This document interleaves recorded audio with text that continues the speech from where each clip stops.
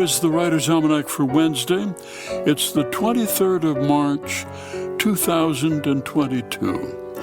It's the birthday of the artist Juan Gris, born in Madrid, 1887. He was 19 years old when he moved to Paris and rented an apartment right next to Pablo Picasso's.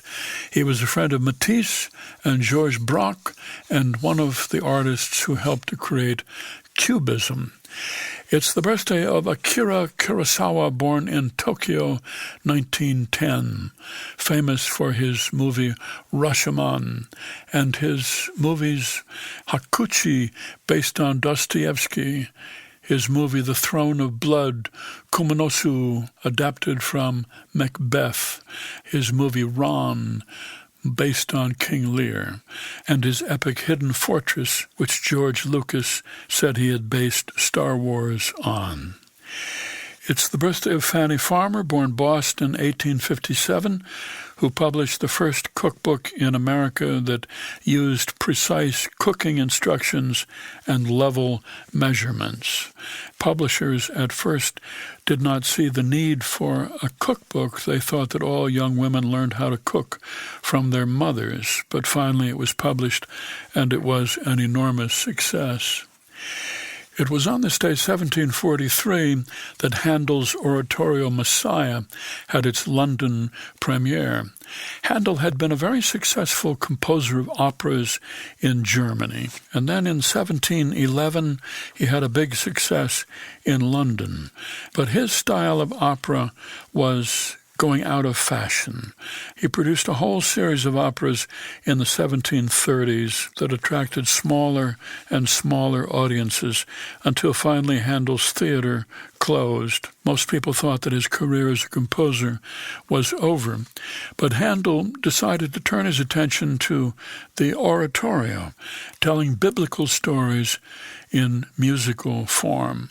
Handel wrote the Messiah in the summer of 1741. He worked for 25 days, almost without breaks, skipping his meals, staying up all night.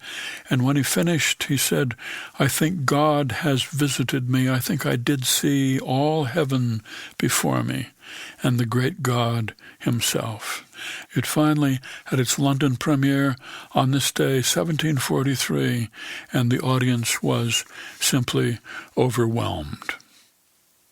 Here's a poem for today by Stephen Dunn, entitled Mercy.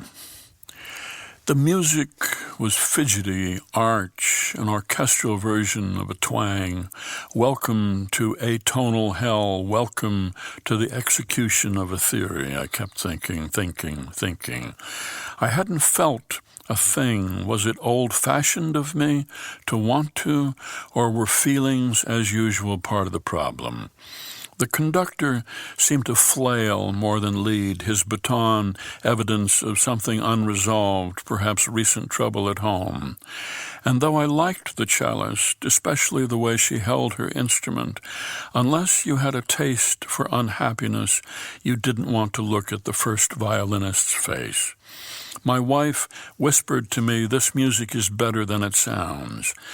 I reminded myself the world outside might be a worse place than where I was now, though that seemed little reason to take heart.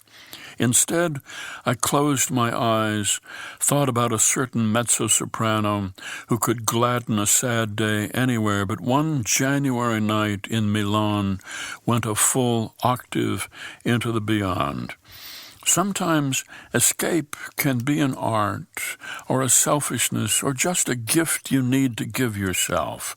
Whichever, I disappeared for a while, left my body behind to sit there, nod, applaud at the appropriate time. Mercy, a poem by Stephen Dunn from his collection What Goes On, published by W.W. Norton and used by permission here on the Writer's Almanac. Be well, do good work, and keep in touch.